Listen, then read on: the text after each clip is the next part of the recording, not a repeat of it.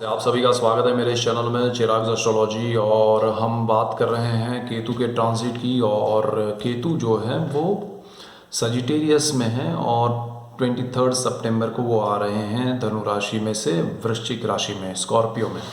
और कर्क लग्न के लिए हम देखेंगे, कर्क लग्न जो है वो आपकी कुंडली के फर्स्ट हाउस में 4 नंबर लिखा है तो आपका कर्क लग्न है। और उसमें जहाँ पर 8 नंबर लिखा है आपकी कुंडली में, वहाँ पर केतु आ रहे हैं। यानी कि आपकी कुंडली का जो 5वां स्थान है, जो संतान स्थान कहा जाता है, विद्या का भी स्थान है, जहाँ पर आप क्या पढ़ाई करेंगे, आपके संतान के योग कैसे हैं, या आपके शेयर मार्केट में क्या चल रहा है, वो सारी चीज़ें वहाँ पर से देखी जाती है।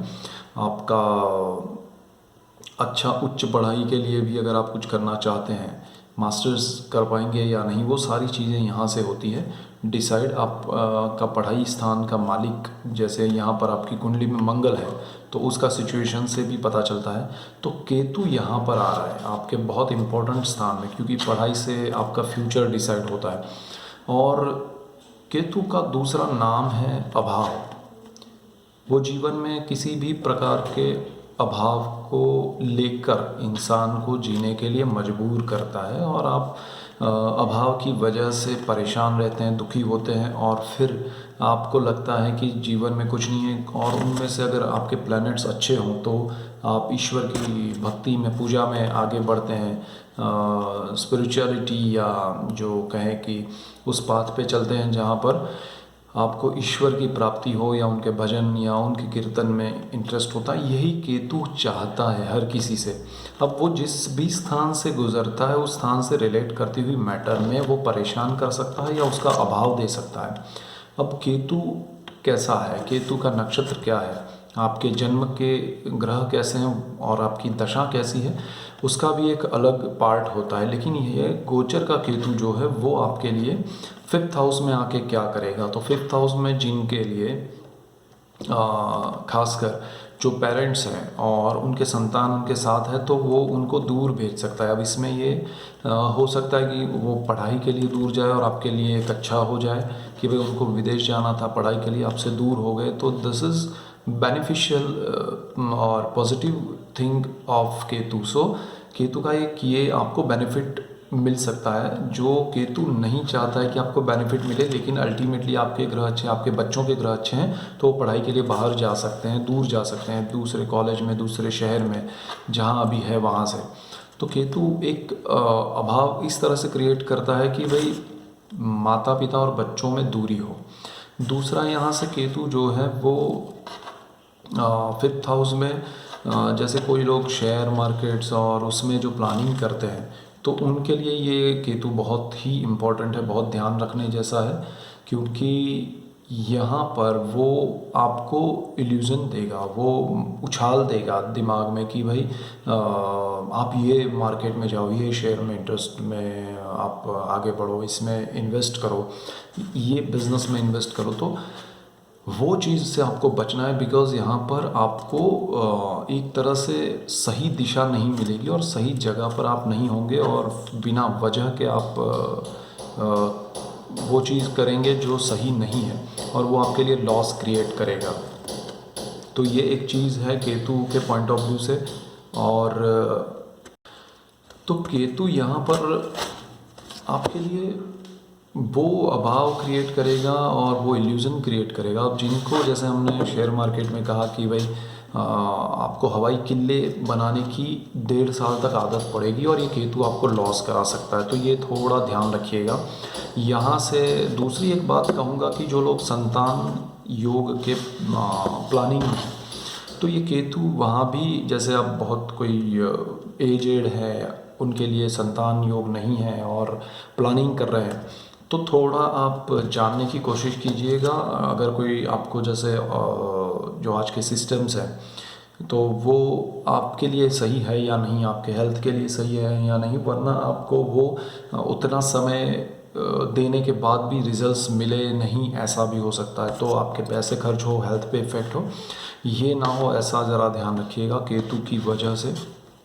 आपका 5th हाउस का जो मालिक है मंगल, वो सही स्थिति में है या नहीं वो पहले चेक कीजिएगा, और ये गोचर के केतु के इफेक्ट्स भी। उसके बाद यहाँ पर जो आपके संतान हैं उनकी पढ़ाई में भी हो सकता है कि उनको सही दिशा ना मिले, वो गलत संगत में भी हो सकते हैं या गलत सोच में भी हो सकते हैं कि मुझे ये पढ़ाई नहीं करनी है, मुझे वो पढ़ाई करनी है, कोई और जा रहा है पढ़ने के लिए, वो पढ़ने जाते हैं। सो ये दिशा भ्रम वाली बात उनके लिए भी हो सकती है, या फिर आप उनको उस दिशा में ले जाए जहाँ उनको नहीं जाना है। मतलब उनकी जो चाहत है कि भाई मुझे ये पढ़ना है, और आप सोचें कि नहीं ये मत पढ़ो वो पढ़ो, तो ये भी सही नहीं होगा। सो वो भी थोड़ा आप सही क्या है नहीं है वो आप ज़रा देखिएगा। यहाँ आपको शेयर मार्केट की हमने बात कही, तो उसमें भी लॉन्ग टर्म के लिए इन्वेस्ट कीजिएगा, ज़्यादा उसमें उलझिएगा मत, ज़्यादा आपको हवाई किल्ले नहीं बांधने चाहिए, अदरवाइज़ वो लॉस होगा। केतु यहाँ पर आपके लिए एक और चीज़ करता है कि जो पढ़ाई आप कर रहे हैं वो क्या सही है या नहीं, मतलब अब जो आप एडमिशन लेंगे वो फ्यूचर में उसका कितना इम्पोर्टेंस है वो आप चेक कीजिएगा, अदरवाइज़ आपको वो चीज़ परेशान कर सकती है। उसके बाद आपका जो केतु है यहाँ पर प्रेम का भी स्थान है, तो प्रेम के स्थान में क्या है कि यहाँ पर आपको सही पात्र नहीं मिले, ऐसा भी हो सकता है, आप सही दिशा में ना जाए और आपकी जो संगत की हमने बात कही वो गलत हो, और आपका उसी वजह से पढ़ाई ख़राब हो, उसी वजह से आपके लिए और प्रॉब्लम्स क्रिएट हो, तो वो थोड़ा ध्यान दीजिएगा। अदरवाइज़ वो केतु आपको पढ़ाई में भी और बाकी चीज़ों में भी परेशान करेगा। सो प्रेम के मामले में भी जिनका जैसे अफेयर चल रहा है, लव मैरिज करना चाहते हैं, तो उनके लिए सही समय ये नहीं होगा, और या तो वो करना चाहेंगे तो डिले होगा एनी रीज़न, चाहे वो जॉब के लिए एक दूसरे में से किसी एक को जाना पड़े बाहर, या एनी रीज़न वो ये समय में शादी नहीं कर पाएंगे, और इसी वजह से शायद वो ब्रेक भी हो सकती है, या वो समय निकालना पड़ेगा आपको 1.5 साल का, तो ये भी एक ध्यान में रखिएगा। केतु 5th हाउस में है, आपको बहुत सी चीज़ों में, जैसे बिल्कुल सामने जो लक्ष्मी स्थान है वहाँ बैठे ग्रह भी केतु को देख रहे होंगे, तो आपकी कुंडली में वो कौन से ग्रह वो देखिए, वो केतु के साथ क्या कॉम्बिनेशन बना रहे हैं, और 5वें स्थान में कौन से ग्रह हैं वो भी देखिए। ये कॉम्बिनेशन केतु के साथ अगर सूर्य का हो रहा है तो ग्रहण योग होगा, अगर आपके बर्थ चार्ट में गुरु 5म स्थान में है या 5वें स्थान में, इसी जहाँ केतु आ रहा है वृश्चिक राशि में, तो उसका कारक स्थान है गुरु का, और वो वहाँ पर बैठा है वैसे ही खराब है, और वो केतु के साथ ग्रहण योग करेगा, चांडाल योग का इफेक्ट देगा। अगर चंद्रमा है 5th हाउस में तो ग्रहण योग होगा। सो ऐसे बहुत सारे योग यहाँ पर केतु की वजह से क्रिएट होंगे, तो ये स्थान आपके लिए दूषित हो सकता है।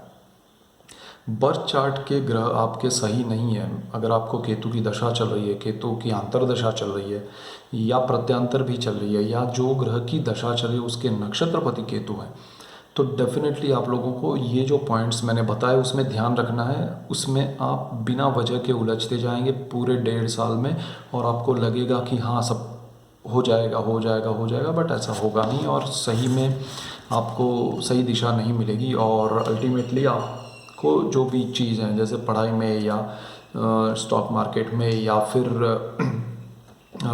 जो शादी करना चाहते हैं, लव मैरिज करना चाहते हैं उसमें, या किसी भी चीज़ में आपको उतना बेनिफिट नहीं मिले, ऊपर से लॉस हो, ऐसा हो सकता है। तो थोड़ा ये ध्यान रखिएगा। ये मेन मेजर पॉइंट्स से आपके लिए कर्क लग्न के लिए हम नेक्स्ट वीडियो में देखेंगे सिंह लग्न के लिए। So that's it for today. Keep watching Chirag astrology. Thank you for watching. God bless you and goodbye. Thank you.